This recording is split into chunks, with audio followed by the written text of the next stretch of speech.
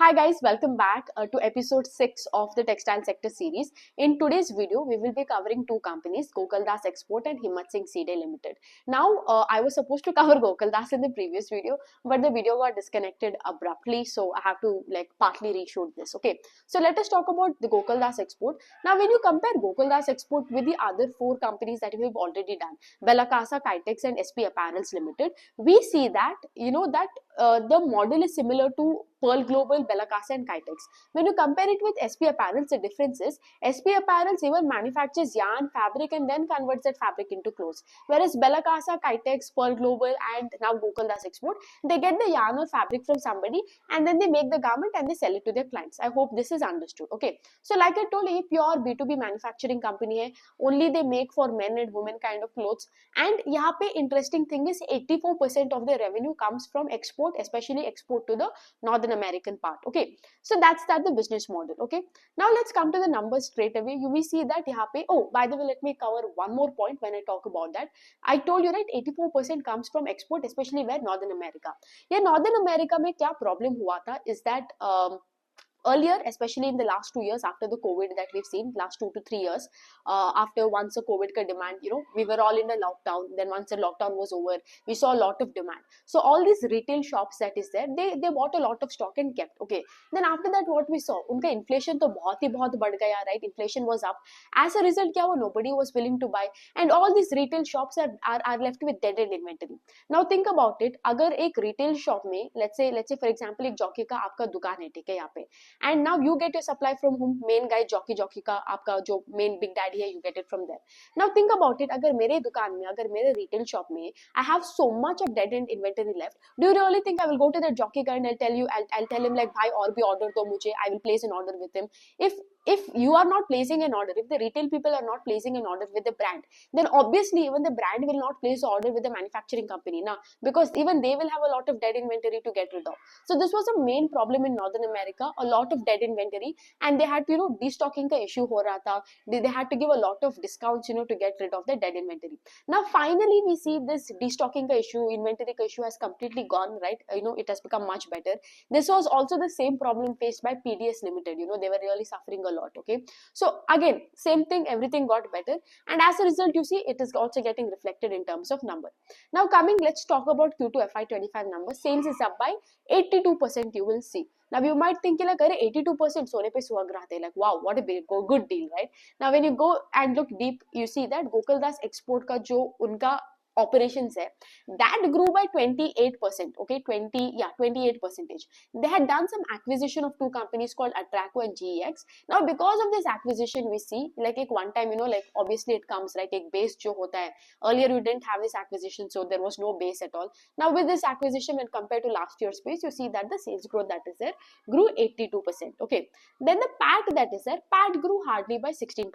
So you can tell कि जो operating leverage इनको नहीं मिला. So why didn't they get this operating leverage? Is because this Atraco and GX that is there, they had a lot of air freight cost. Okay, was associated. So because of this, second thing, if you see, another reason was उनका air freight इतना क्यों बढ़ गया is because of this elections के वजह से, and we've had a lot of the shipping got delayed. So all of those expenses, Q1 का भी expenses जो है with related to shipping cost got shipped over here. Second, over here, if you see, the volume growth on a HOH was not that great because there was a lot of absenteeism, because you have all these elections and everything, you have to shut down your plant, yeah, people are not coming and working that day because pura din jata hai wahan pe vote lagane mein and everything. So because of this absenteeism also, volume growth was a bit impacted.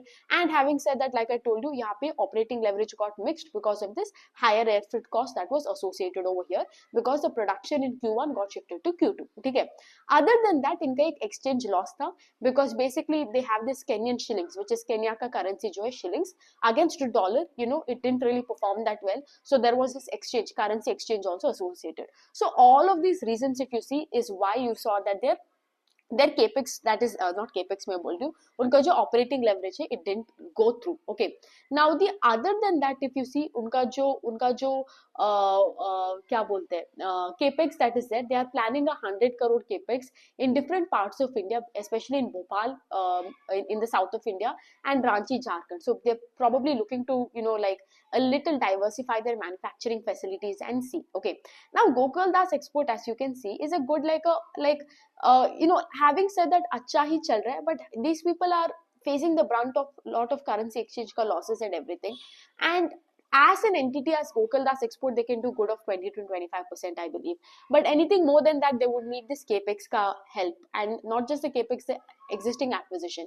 And we do not know how this acquisition also will play out going forward. Okay, so this is one thing. I would say if I had to rank it, it would still be Belagas and Kitex at the top, followed by SP Apparels, because they have a guidance of 20%, right? Followed by Pearl Global too. 15%, good 15 to 20% they can do. I think both at the same. I would say Pearl Global and then SP Apparels, and now followed by Gokaldas Export that we have. Okay. Then we will come to the another company that is there, which is Himatsingka Seide. I hope I'm pronouncing it right. Himatsingka Seide or Side, however you pronounce it. Okay. Okay. So over here, unlike the other companies that is there, we have. This is, I would say, the model is similar to a little bit like SP Apparels, because इनका दोनों vertical है. They have a B2B vertical and a B2C vertical. Because if you remember in SP Apparels also, they have their own retail chain with the two brands, Crocodile and क्या था वो, Angel and Rocket, Crocodile and Angel and Rocket. Okay, now let's talk about Himatsingka Seide that is there. They have their own B2B vertical where they manufacture this home products such as आपका towels, bed sheet, different kinds of towel like bath towel, kitchen towel, and all of these home textiles. They manufacture it. Basically, they have a license for all these big brands that is there. They have a license to manufacture and do it for them. Okay, license hai unka. And along with that, they are also having a B2C brand. They have other things such as B2C brand unka hai Pimacot, Gizzacot, Homegrown Cotton, Organic Cot, all of these, Himaway, Live Atmosphere. Unka is like 7-8 brand hai, through which they do this retail. Okay, and the retail happens through MBO, multi-branded outlet hai. Basically, you would see shopper stops में अगर आप जाते हो, बहुत सारे brand एक कट्टा में होता है, like that. E-commerce platform, hotels में बेचते हैं. So this is their business model. ठीक है. Now over here, I will just first talk about the numbers. Okay, you see that the sales that is there is down by 6%, and then you see that the PAT that is there is down by a whooping. PAT is also down by a whooping 24%. Now, why has this happened, right? Like why is that the case? Like I told you, यहाँ पे if you see, they had both a B2B and B2C vertical. Now earlier in this B2B vertical, where they were having license to manufacture for other people's brand, it used to contribute around 40 to 45%. Same time last year. Now this is hardly contributing 30% to the top line. What is the case is because, the reason is because earlier, whichever the brands that they were working with, right, it was beneficial for them when they were manufacturing and doing the work for them.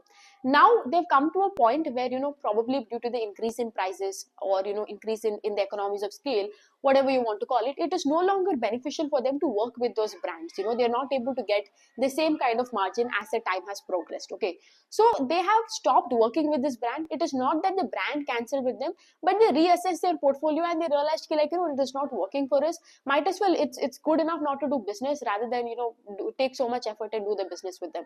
So because of this, you see उनका एक पूरा उनका portfolio का restructuring हो रहा है with the business, right? Like पूरा का पूरा, basically, and this entire restructuring of the portfolio, basically take out all these brands that are not working well for them, introduction of new brands, and also grow your own brand. आपका जो retail brand है, they're focusing more and more to increase that share in their top line. So this entire process, this restructuring process will take another 4 to 6 months, yeah, probably 2 to 3 quarters for them, and that is why you're seeing this pain in both in top line and in terms of bottom line. Okay, now in order, along with that, in their capacities that they have, in the plants that they have, they're also doing debottlenecking. Now so they're doing a debottlenecking also. So यहाँ पे जो उनका है, to fund all of these things also, they have done a QIP of 400 crores. They have done. So again, that's, I would say, much about this company. उनका अगर आप guidance का बात करते हो, they are targeting a guidance of a top line of 4,000 crore. As of now, FY24 में it is 2,814 crore, and in the next 18 to 24 months, they are targeting a top line of 4,000 crore. So that is roughly like a 18% CAGR you can expect. Okay, and I would से like when you have वहां पे SP apparels भी 20% का growth कर रहा है. Pearl Global is at a much better situation. I would say Himmat Singh right now, until this reassessment of the portfolio happens, it is very difficult to put a finger and tell ki, like, what will happen. Now I know a lot of these people would look at this deal ki, like, there is this mentality that comes with a set of investors, that this bias ki, like, अरे यहाँ पे तो आगे जाके अच्छा होने वाला है. But how would you know about it? I understand कि like ये reassess कर रहे हैं अपना portfolio, but we also do not know if this reassessment of portfolio will go according to their way or not. That is a big ambiguity you have over here. Okay, that is one thing. Second thing, let's say when this reassessment happens, who knows? शायद the demand ही ना रहे that we are experiencing right now. शायद the demand goes for a flip. What will you do that time?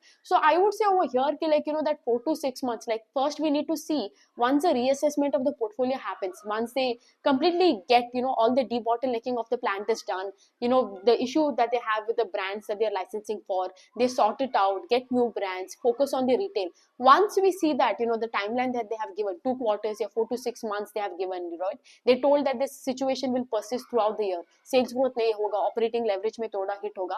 Once we start that situation getting better, then we can put a finger and tell where the business is. But as of now I wouldn't, because I got a lot of suggestions, to do this business model, like keep an eye on it and everything. I think, yeah, you can keep an eye on it, but having said that, as of now, nothing great is happening over here, at least at Himatsingka Seide Limited. Okay, so that's that about I would say two companies. क्या था ये, Gokaldas Export and Himatsingka Seide.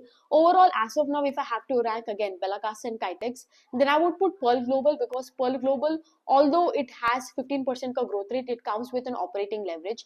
SP Apparels has a 20% ka guidance, but the bottom line becomes a bit of an ambiguity.